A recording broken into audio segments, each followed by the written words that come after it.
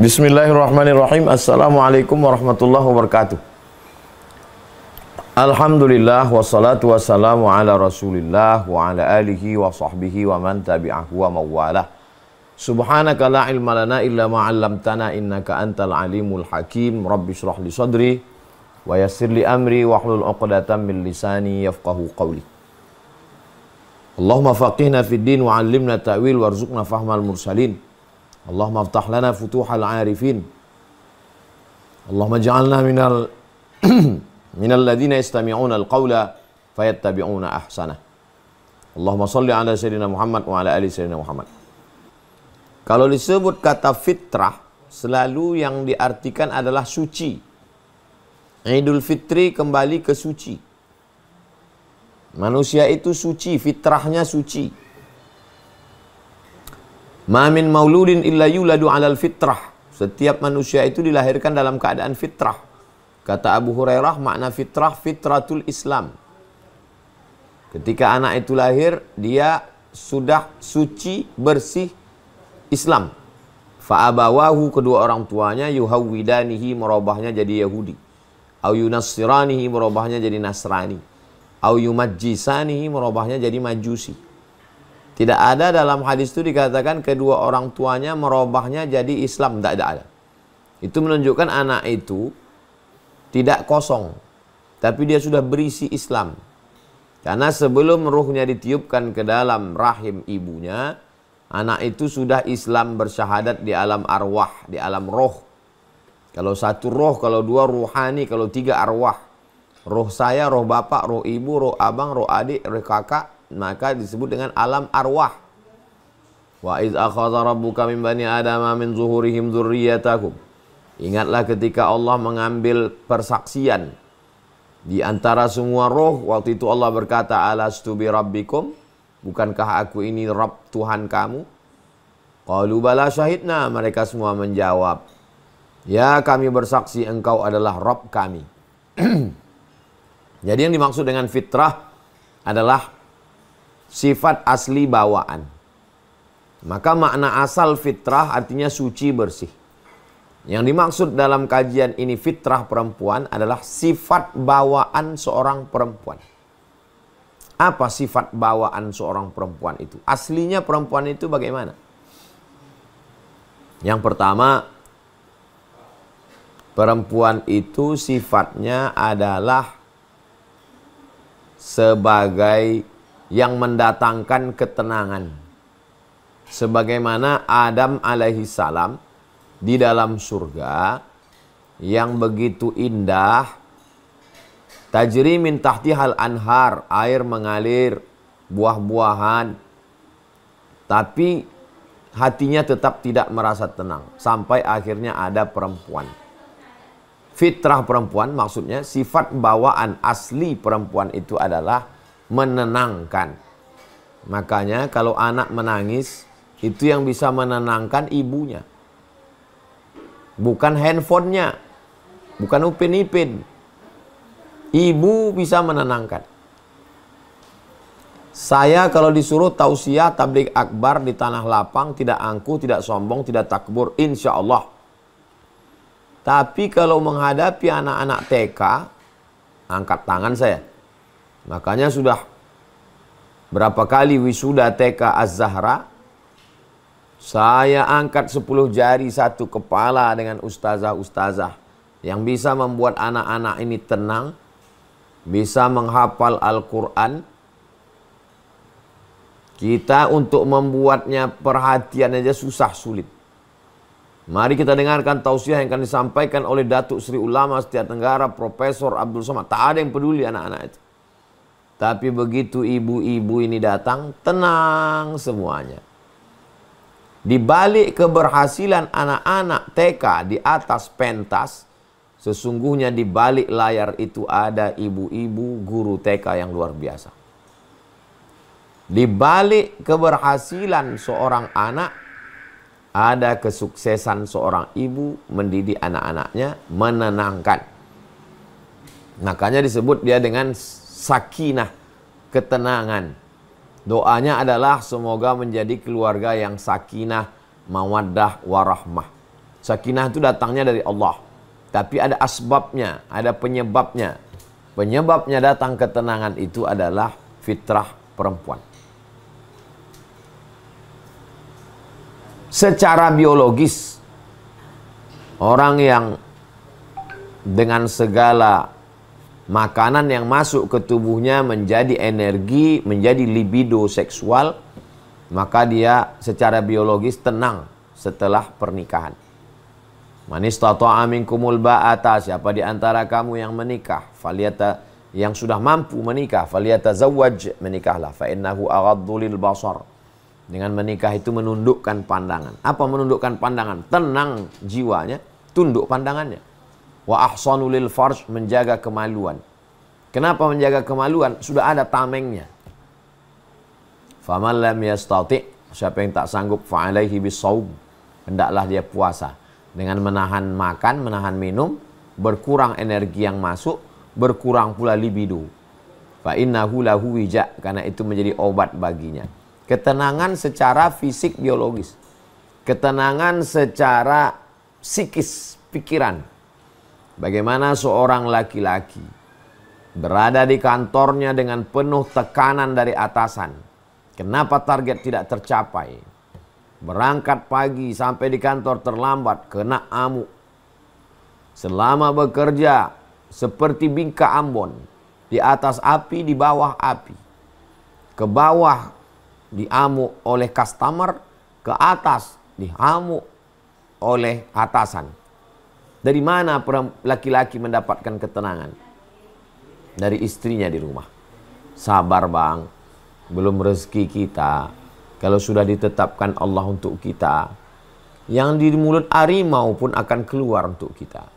Kalau memang bukan rezeki kita, yang di mulut kita pun melompat keluar di patuk ayam. Tenang. Ketenangan datang dari seorang perempuan. Baik itu fisik maupun psikis. Itulah yang ada pada diri ibu Nabi Musa alaihi salam. Ketika semua perempuan risau, gusar, gundah gulana, nanti anaknya akan disembelih. Dia adalah perempuan yang tenang dan bisa menenangkan. Siapa yang menenangkan dia? Allah. Kenapa Allah menenangkan dia? Karena dia adalah yang dipilih oleh Allah Subhanahu wa ta'ala untuk mengemban risalah dakwah. Seorang yang paling diagungkan, dimuliakan di kalangan Bani Israel. Fa in khifti alaihi, kalau kau takut anakmu ini disembelih Bani Israel, disembelih Fir'aun. Fa in khifti alaihi fa alqihi fil yammi. Fardi'ihi fa in khifti alaihi. Kalau kau takut anakmu ini disembelih oleh Fir'aun, maka fa alqihi fil yammi, hanyutkan dia ke sungai Nil. La takhafi, jangan kau takut. Wala tahzani, jangan kau sedih. Inna radduhu ilaiki, nanti kami akan mengembalikannya kepadamu. Wa ja'iluhu minal mursalin, dan kami akan menjadikan anakmu itu salah satu dari rasul utusan kami, kata Allah Subhanahu wa ta'ala. Yang menenangkan bayi itu ketika hanyut juga perempuan. Namanya Asiyah, istri Fir'aun yang lama tak punya anak. Asiyah lah yang menenangkan. Kata Fir'aun, inilah dia anak yang sudah menarik mahkotaku. Kata Asiyah, sabar Fir'aun. Mari kita tes, kita kasih dia makanan dan bara api. Ternyata Allah menurunkan ketenangan. Bayi itu mengambil bara api. Lihat, tuduhanmu tidak benar Fir'aun. Lalu kemudian ketika anak itu ingin menyusu, yang menenangkannya juga adalah ibunya lagi, Yuhanith namanya. Yuhanith. Ibunya itulah yang menenangkan. Dan cerita berikutnya, kisah ketika beliau terusir dari istana Fir'aun, yang menenangkan juga adalah Imra'atu Syu'aib, anak Syu'aib, anak perempuannya. Perempuan yang menenangkan yang pertama ibunya, perempuan yang menenangkannya kedua saudarinya, yang menunjukkan di mana letak hanyutnya. Perempuan yang menenangkannya berikutnya ibu angkatnya, Asiyah namanya. Perempuan yang menenangkannya berikutnya adalah istrinya, anak Syuaib. 4 perempuan dalam kehidupan Nabi Musa alaihissalam. Bagaimana dengan Nabi Isa alaihissalam? Nabi Isa juga dijaga, ditenangkan oleh seorang perempuan. Perempuan itu bernama Maryam. Dan Maryam itu ditenangkan oleh seorang perempuan bernama Hannah, istri dari Imran. Idh qalat imra'atu Imran, ingatlah ketika istri Imran yang tenang jiwanya. Rabbi inni nazartu laka ma fi batni. Aku bernazar, apa yang ada dalam perutku ini muharrara. Aku ingin dia menjadi pelayan Baitul Maqdis. Lahirlah seorang perempuan yang penuh dengan ketenangan bernama Maryam. Dari perempuan yang tenang itu lahir seorang anak laki-laki yang penuh dengan ketenangan, Isa alaihissalam. Bagaimana pula dengan Sayyidina Muhammad SAW ketika dia menggigil turun dari Jabal Nur, ketika turun Iqra bismi rabbikal ladzi khalaq khalaqal insana min 'alaqin iqra wa rabbukal akramul ladzi 'allama bil qalami 'allamal insana ma lam ya'lam. Yang menenangkannya secara fisik, badan kedinginan menyelimutinya adalah Khadijah. Fitrah seorang perempuan menenangkan, mengayomi, melindungi. Orang yang kedinginan tidak selesai dengan dimarahi, direpeti, dihamun, tapi diselimuti. Turun ayat, ya ayyuhal muddathir, hai orang berselimut. Ya ayyuhal muzammil, hai orang yang berselimut. Diselimuti oleh Khadijah. Secara psikis, Khadijah juga yang menenangkannya. Engkau tidak pernah buat salah, wahai suamiku Muhammad SAW. Tausilul arham, engkau orang yang menyambung silatul rahim. Engkau orangnya baik. Tidak mungkin yang datang itu setan. Tidak mungkin yang datang itu jahat. Kalau kau tak percaya, nanti akan kutanyakan kepada saudaraku Waraqah bin Naufal. Yang mendatangkan ketenangan itu adalah Khadijah. Perempuan yang tidak pernah risau ketika Nabi berusia 38 tahun naik ke Jabal Nur bertahannuth. Yata'abbad bil layali, beribadah di waktu malam. Umur 38 dia pergi, Khadijah menenangkan. Umur 39 dia pergi, Khadijah menenangkan. Umur 40 dia pergi, turun kedinginan, Khadijah tetap memberikan ketenangan jiwa, zahir dan batin. Jadi kalau ada perempuan tidak mampu menenangkan, memanas-manasi, memprovokasi, kenapa nasib kita begini, kenapa begini, kenapa, maka sesungguhnya dia sudah keluar dari fitrah aslinya. Karena dia menenangkan, maka Allah mengatakan hunna libasul lakum wa antum libasul lahun. Hunna, perempuan itu, libasul lakum, menjadi pakaian bagi kamu wahai laki-laki. Kamu yang tidak tenang kedinginan, datang pakaian itu menghangatkan. Kamu yang kepanasan, datang pakaian itu mengademkan, menenangkan. Ini fitrah perempuan. Dia penuh dengan ketenangan. Maka berapa banyak laki-laki yang emosional bisa ditenangkan, pawangnya itu adalah perempuan. Perempuan ada kalanya sebagai ibu. Si Anu itu memang ngeri, Pak Ustadz. Gimana cara kalian bisa? Kami melalui ibunya. Ibu. Pintu masuknya melalui ibu. Itu memang ngeri itu Pak Ustadz. Gimana cara kalian masuk? Istrinya Pak Ustadz. Itu memang hebat dia itu Pak Ustadz. Supaya orang ngomong ke dia. Kenapa bisa? Ada anak perempuan kesayangannya Pak Ustadz. Jadi memang beda antara perempuan bicara sama laki-laki. Ada seninya, ada bahasanya, ada jiwanya, ada yang dia sentuh tepat di hati orang itu, mengena hatinya. Nah, ini kelebihan perempuan. Ini salah satu fitrah perempuan adalah menenangkan, menjaga, mengayomi, kesabaran, wahnan ala wahnin, lemah di atas lemah, 9 bulan 10 hari bisa dia sabar.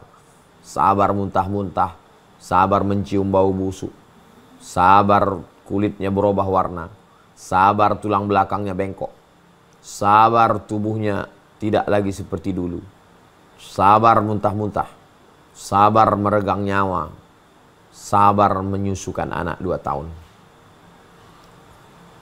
Ini kesabaran perempuan ini yang menyebar kepada anaknya, lahirlah anak-anak yang sabar. Menyebar ke suaminya, muncullah suami-suami yang sabar. Menyebar kepada masyarakatnya, muncul masyarakat yang sabar karena seorang perempuan yang sabar. Maka disebutkan an-nisa imadul bilad. Perempuan itu tiang negara. Idza salahat salahatil bilad. Kalau perempuannya baik, negara itu ikut jadi baik. Wa idza fasadat fasadatil bilad. Tapi kalau perempuannya rusak, maka satu negeri itu ikut menjadi rusak. Ini fitrah perempuan. Perempuan mengayomi, melindungi. Sifat mengayomi, melindungi, menjaga itu ada interen sifat di dalamnya. Apa yang ada dalam diri perempuan itu adalah kesabaran, menahan. Bisa dia menahan. Perempuan bisa menahan. Menahan cakapnya. Laki-laki mungkin meledak-ledak. Perempuan bisa dia tahan. Makanya ketika seorang perempuan mampu menahan emosinya, lalu kemudian dibiarkannya suaminya makan, selesai makan dengan tenang baru disampaikannya berita yang kurang baik itu dengan cara yang baik. Berapa banyak beritanya sebetulnya baik, tapi disampaikan dengan cara yang tidak baik. Ini beritanya tidak baik, tapi bisa dia tahan disampaikannya dengan cara yang baik.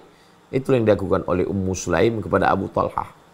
Sehingga dia menjadi seorang laki-laki yang tenang. Karena ada perempuan yang sabar, yang menahan segala keluh-kelah penderitaan hidup. Makanya saya kalau sowan kepada kiai di beberapa pondok pesantren, yang terkenal kiai fulan, pondok pesantren fulan. Tapi sesungguhnya di balik itu ada ibu nyai yang luar biasa.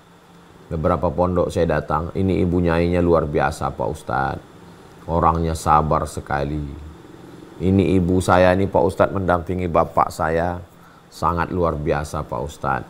Rupanya di balik kiai yang luar biasa ada ibu nyai, perempuan-perempuan yang penuh dengan kesabaran. Mendidik anaknya, mendidik santri, dengan puasanya, dengan tirakatnya.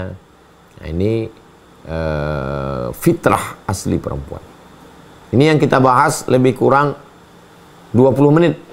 Dari jam 20.10 sampai 20.30 positif-positifnya. Tapi ada juga fitrah yang kurang baik. Kita kalau bicara sesuatu mesti objektif menilai. Ada ijabi, positif, ada silbi, negatif. Ada beberapa perkara negatif yang ada pada perempuan. Khuliqatil mar'atu min dhila'. Perempuan itu diciptakan dari tulang rusuk. A'wajuha a'laha. Tulang rusuk yang paling bengkok adalah yang bagian paling atas. Tulang rusuk melengkung. Tulang rusuk paling atas nih melengkung. Paling melengkung. Tengah agak melengkung. Di atas nih paling melengkung. Dari situlah perempuan diciptakan. In akhadta aqamtaha kasarta. Kalau kau paksa dia harus lurus, patah dia. Nah, maka apa makna melengkung ini? Dia selalu mengikuti perasaan. Makanya like and dislike. Kalau dia suka, tak ada cacat manusia itu di hadapannya. Tapi kalau dia sudah benci, maka namanya pun tak mau dia sebut. Bekas tapak kakinya pun jijik dia melihatnya. Itu makanya hakim dalam Islam adalah laki-laki. Kenapa? Karena dia memutuskan dengan rasionalitas akal. Bukan dengan perasaan. Perempuan tidak bisa memutuskan perkara karena lebih dalam perasaannya. Kalah rasional akalnya. Kalau nampaknya nanti ada orang tua. Orang tua itu jelas-jelas bersalah secara hukum. Tapi dia lebih mengedepankan perasaan, bisa-bisa tak jadi orang tua itu dihukum. Padahal secara hukum itu salah. Walaupun secara perasaan itu benar. Sedangkan hukum itu buta. Hukum itu lurus seperti pedang. Dia akan membantai siapa saja yang melanggar hukum. Tidak bisa pakai perasaan. Itulah mengapa keputusan tolak ada pada laki-laki. Karena kalau perempuan, begitu cepat dia berubah. Pagi berbolak-balik. Perempuan itu, dia katakan tidak, bisa berarti maknanya iya. Dia katakan tidak, bisa berarti maknanya tidak. Dia katakan tidak, bisa berarti maknanya kadang-kadang tidak, kadang-kadang iya. Multi interpretasi. Banyak sekali lika-likunya. Makhluk yang paling unik di antara makhluk ciptaan Allah Subhanahu wa taala. Nah, begitulah fitrah perempuan. Maka orang yang punya anak perempuan, dari mulai merajuknya, dari mulai ngambeknya, dari mulai ingin perhatiannya, tak sama antara mendidik anak laki-laki dengan mendidik anak perempuan. Perempuan ingin diperhatikan, perempuan ingin diberikan kasih sayang lebih pada pendidikan-pendidikan anak perempuan. Ini adalah fitrah. Dari kecil lagi sudah terlihat cara memakai jilbabnya, cara memakai sendalnya, cara memakai bajunya. Beda dengan anak laki-laki. Pujian-pujian, Masya Allah, Tabarakallah. Ketika kita melihat, walaupun saya tak punya anak perempuan, tapi keponakan-keponakan saya perempuan, saya perhatikan. Beda dengan anak saya yang laki-laki. Itulah mengapa Nabi SAW mengajarkan, perempuan itu yang dia ingat adalah kata yang dipakai. Pilihan katanya. Makanya Nabi memilih kata yang paling tepat, singkat, padat untuk Aisyah. Ya Humaira, wahai engkau yang kulitnya putih, kemerahan kalau kena cahaya matahari. Nabi itu diberikan jawami'ul kalim. Kata yang singkat tapi maknanya padat. Tanpa harus memuji berlebihan panjang lebar ke sana kemari. Cukup dia dengan panggilan Ya Humaira. Wahai engkau orangnya yang putih, kalau kena cahaya matahari kemerahan. Di dalamnya ada pujian, tapi juga di dalamnya ada kejujuran. Di dalamnya ada perhatian. Di dalamnya ada kelebihan. Di dalamnya ada keutamaan. Di dalamnya ada keistimewaan. Perempuan merasa diperhatikan. Dia merasa dilebihkan. Dia merasa tersanjung. Dia merasa dimuliakan. Begitu juga ketika berjalan Nabi, saat bertemu dengan orang Yahudi berkata, Assalamu alaika ya Muhammad. Langsung saja jawaban itu keluar dari mulut Sayyidatuna Aisyah. Wa'alaikumussalam wal la'nah. Kamu juga mati dan kamu dilaknat oleh Tuhan. Kata Nabi SAW, mahlan ya Aisyah. Sabar wahai Aisyah. Innallaha yuhibbur rifqa fil amri kulli. Allah suka kita bersikap sabar dalam segala hal. Kata Sayyidatuna Aisyah, mereka memakimu, kenapa engkau tidak balas? Nabi membalas, kata Nabi, wa'alaikum, kamu juga. Nabi tidak ingin keluar kata-kata tidak baik dari mulutnya. Ini menunjukkan bahwa ada sifat bawaan. Begitu juga dengan kecemburuan yang luar biasa ketika Nabi SAW menyebut-nyebut Sayyidatuna Khadijah. Padahal Khadijah itu sudah meninggal dunia. Begitu juga ketika Nabi pulang, mulutnya berbau maghafir, madu yang terbuat dari bau yang asam. Lalu kemudian Sayyidatuna Aisyah mengatakan bau maghafir, kata Nabi, kalau begitu aku tidak akan makan maghafir lagi. Turunlah ayat la tuharrimu ma ahallallahu laka tabtaghi mardata azwajik. Jangan kau haramkan sesuatu yang halal untuk menyenangkan istrimu. Apa maknanya? Ada kecemburuan. Aghirti ya Aisyah. Engkau cemburu wahai Aisyah. Ja'aki syaitanuk. Setan datang menggoda. Kata Sayyidatuna Aisyah, aw ma'iya syaitan, apakah bersamaku ada syaitan? Ya. Kata Nabi, ya. Wa ma'akul insan, setiap manusia juga ada setannya. Kata Nabi, ya. Kalau bersamaku ada setan, bersama setiap manusia ada setan, berarti bersamamu pun ada juga setan ya Rasulullah. Lihatlah kecerdasan Aisyah. Tak salah kalau Nabi mengatakan, khudhu nisfadinakum, ambillah setengah agamamu min Humaira, dari perempuan. Dari Aisyah radhiyallahu anha. Setengah agama ini diambil dari beliau karena kecerdasannya, karena pemahaman agama, karena kekuatan hafalannya. Banyak hafal dia hadis dan dia paham hadis itu. Beberapa hadis yang tidak difahami sahabat, mereka bertanya kepada Sayyidatuna Aisyah radhiyallahu anha. Tapi ternyata di balik itu ada sifat cemburu, ada sifat tidak bisa menahan kata.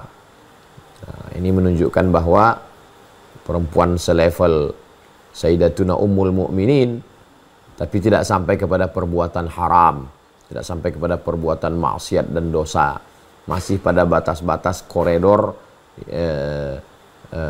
al-masmuh yang dibenarkan. Tujuan diceritakan itu dalam banyak riwayat hadis adalah supaya kita mengambil perhatian bahwa orang yang selevel Sayyidatuna Aisyah saja begitu, apalagi orang yang ada di sekitar kita, ibu kita, adik kita, kakak kita, istri kita, anak perempuan kita. Mereka manusia yang biasa. Ar-rijalu, laki-laki, qawwamuna 'alan nisa. Kata qawwamun yang meluruskan.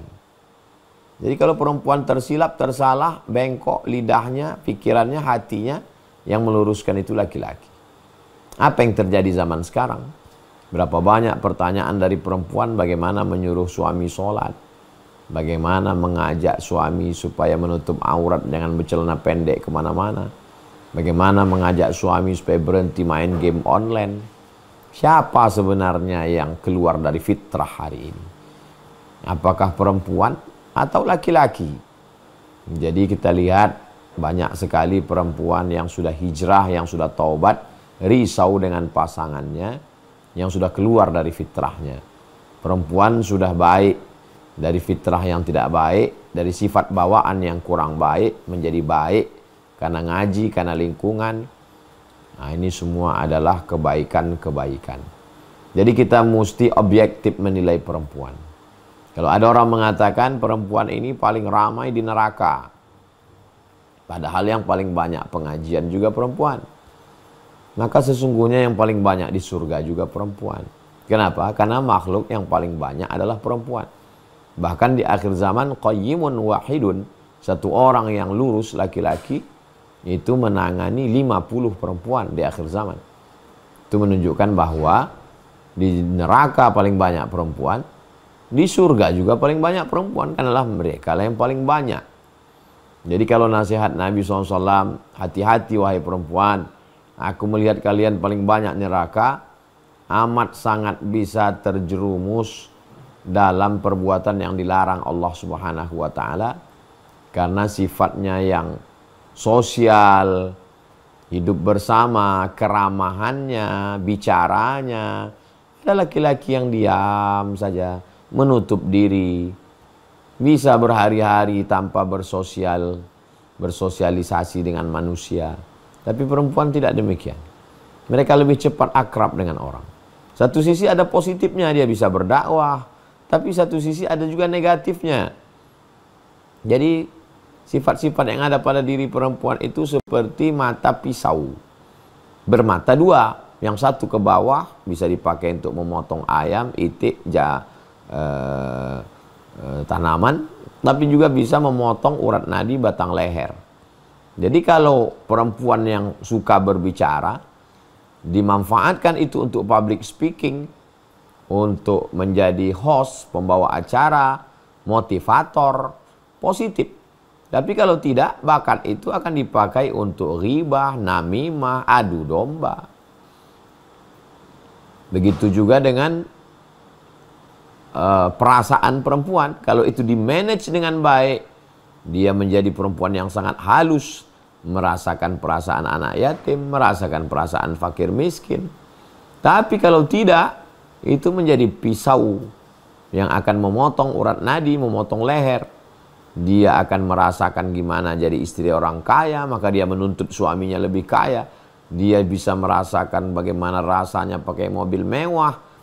Yang dia tonton di sosial media adalah istri-istri artis yang liburan ke sana kemari, pakaiannya mewah, mobilnya mewah, rumahnya mewah. Dia ingin suaminya seperti itu. Dia bicarakan.